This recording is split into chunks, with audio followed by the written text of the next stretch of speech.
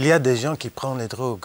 Il y a aussi beaucoup de gens consommateurs de drogues qui ne posent pas de problème, pour son autour, pour ses familles, pour ses relatifs. Il travaille, il étudie, il fait tout. Il consomme des drogues. Alors ces gens, plus ou moins 70 millions de personnes en Europe qui ont pris le cannabis, par exemple, c'est pas mal un pourcentage de la population, est tout à fait en risque parce que selon la loi, ils sont criminels, ils s'involucrent dans les activités criminelles. Alors, nous, on dit, on va, depuis 15 ans, 20 ans, on a vu comment la politique européenne des drogues, comme les politiques nationales des drogues, est basée sur l'idée que les drogues doivent rester interdites, doivent rester illégales, et c'est ça. C'est le réel problème. La lutte contre la drogue est une des plus grandes fraudes de notre histoire, est le plus grand mensonge de notre société. Mais ça reste seulement un mensonge parce qu'il y a des gens experts politiques, pas M. Catania, mais il y a des autres qui le défendent comme une nécessité pour lutter contre les problèmes. Mais les vrais problèmes, quand on voit qu'est-ce que sont les vrais problèmes, ce sont les problèmes qui sont liés à la illégalité, à l'environnement illégal où les gens doivent consommer, produire et trouver ces substances. Monsieur Catania, vous êtes d'accord? Est-ce que la société civile peut faire aussi une distinction entre les gens qui sont, disons, dangereux et ceux qui ne sont pas? Io sono molto d'accordo con questa analisi che veniva sviluppata, nel senso che è vero, questa teoria della lotta alla droga, della guerra alla droga è stata una grande frode in questi anni. E bisogna... Une fraude contre chi? Contro i cittadini, contro tutti i cittadini e contro l'opinione pubblica, perché si è fatto credere all'opinione pubblica internazionale che si stava facendo una strategia contro la diffusione della droga. In realtà non è vero. Si è fatta una strategia per costruire un'ideologia, per costruire una sorta di cappello ideologico per giustificare alcune scelte politiche, per giustificare le scelte politiche sul piano militare, per giustificare le politiche di controllo sociale sui cittadini, per giustificare alcune politiche che vanno nella direzione dell'abbassamento della tutela della salute, della diminuzione del contributo pubblico alla tutela della salute, cosa che è avvenuta in questi ultimi 10 anni. Quando 10 anni fa le Nazioni Unite hanno detto entro 10 anni scomparirà la droga dal pianeta, e quindi tutto era giustificato in funzione di questo obiettivo, sapevano che stavano facendo una frode, non l'hanno scoperto successivement. Est-ce qu'on peut parler d'une idéologie? Écoutez, je crois qu'au niveau politique, je crois comme tous mes collègues ici présents, je crois qu'il faut abandonner les grandes déclarations. Un monde sans drogue, ça n'existe pas. On a toujours eu des drogues, on en aura toujours, etc.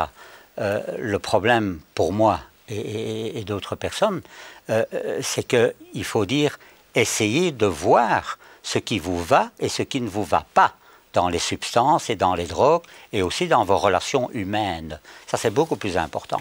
Donc, quand on dit, comme on dit, l'axe du bien et l'axe du mal, comme on a dit, il faut combattre le mal et il faut se mettre du côté du bien, ça, on peut le déclarer, mais on ne sait pas comment il faut faire. Hein. Et ce sont des mythologies. Par contre, ce qu'il faut faire, effectivement, c'est localement, au niveau des gens, essayer de voir qui sont à risque, etc. Comme M. Yock disait tout à l'heure, qu'il y ait des adultes qui prennent des drogues, ce n'est pas un problème. Pour moi, ce n'est pas un problème. Ces gens ne souffrent pas, sont bien adaptés, travaillent, ont des familles et tout va bien. Le problème est que, je peux vous assurer qu'aujourd'hui, on voit des jeunes de 12, 14, 15 ans qui sont à moitié psychotiques, qui ont des délires, des hallucinations et qui remplissent les salles de psychiatrie, ce qu'on ne voyait pas il y a 10 ans. Pourquoi? Parce que, par exemple, le cannabis, j'ai dit moi-même que c'était une drogue douce, non dangereuse, jusqu'au moment où maintenant, le cannabis a une concentration plus importante et pose de très gros problèmes. Donc, chacun doit voir, c'est au niveau très local qu'il faut faire de la politique. Je suis d'accord. Ce n'est pas pour les jeunes de 12 ans prendre les drogues, mais c'est seulement possible parce que les drogues sont interdites. Et pour ça, il y a un marché libre des drogues. Donc, le cannabis, ça reste la drogue plus consommée. Et si je peux ajouter encore une chose, vous savez, on a au niveau international vous avez des lois très très différentes d'un pays à l'autre. Les unes plus restrictives, les autres beaucoup plus libérales, etc. La prévalence des drogues est la même. Donc on peut faire toutes les lois que l'on veut. Pour moi, on peut le mettre sur le marché, pas mettre sur le marché. C'est ce qu'on fait à côté, au niveau individuel, qui est important. Donc on aborde maintenant la deuxième partie, je dirais, le traitement des personnes qui sont dépendantes des drogues. On a vu que le cannabis est la drogue plus consommée au niveau européen, mais la cocaïne est en forte hausse. Je vous propose donc maintenant de suivre un reportage sur les problèmes des drogues en Espagne. Notre équipe a suivi le travail d'une équipe qui suit les toxicomanes depuis de nombreuses années. On regarde.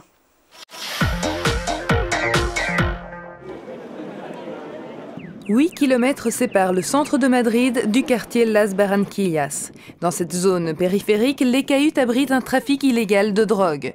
Les cocaïnomanes viennent ici pour acheter leur dose quotidienne.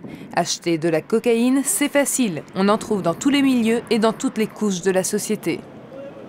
C'est une simple réunion entre amis qui a amené Vicente au monde de la drogue. Fête, alcool, compagnie, plus de limites, il n'a rien vu venir. Des années plus tard, il n'était plus un fils, un père ni un mari. Il était devenu accro à la cocaïne.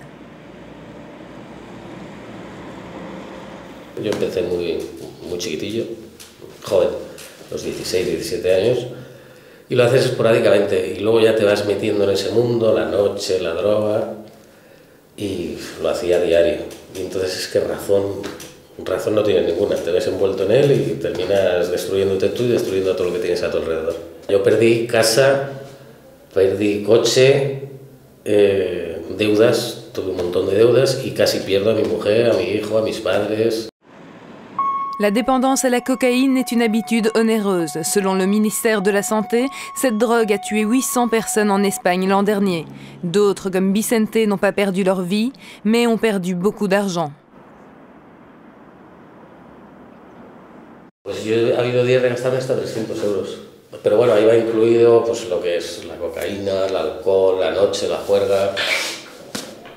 300. Lo que te he dicho antes, si tienes 1000 te los fundes. Buenas tardes. ¿Qué tal? ¿Cómo va? ¿Bien? Muy bien. Paco et Vicente se voient tous les 15 jours au centre de l'ONG Proyecto Hambre. Paco travaille comme thérapeute pour un programme avec des patients externes. Il adopte une approche aussi bien psychologique qu'éducative. Ces 8 dernières années, son organisation s'est mise à aider 4 fois plus de consommateurs de cocaïne. Plus de 3000 personnes viennent les voir pour changer de vie. Vicente est venu ici après avoir tout avoué à sa femme. En su caso, como también pasa otras veces, son capaces de dar el primer paso, que es decir, necesito ayuda, pero sí que son las personas de su entorno, en este caso su pareja, la que movió todos los trámites para acudir a nosotros. Siempre te piensas que como no consumes heroína u otras cosas eres mejor que los demás. Y entras con mucho miedo. Los primeros meses te quitan tarjeta, te quitan digamos, lo que es tu intimidad. O sea, no llevas dinero, no llevas tarjetas, no llevas móvil. Y una persona con 40 años como yo, sin dinero en el bolsillo, pues fíjate. Anna Maria, 34 ans, et sa mère, Patrocinio, ont également reçu de l'aide de ce centre. Les choses allaient mal à la maison, personne ne soupçonnait qu'il s'agissait d'un problème de cocaïne jusqu'à ce qu'Anna Maria avoue. Mi hija lleva 4 años con depresión. Pensábamos que el motivo era ese, el verla mal, el verla decaída, el verla excitada otras veces, el ver que se metía en la cama y se estaba un día entero y 2 días enteros metida en la cama, una chica joven, en pleno mes de julio y agosto. Pero no sospechábamos que fuera por motivos de droga. Información tenemos, lo que pasa es que pasamos de ella, porque a veces pues, te salen cosas en televisión, no les pones atención, como contigo no va, pasas.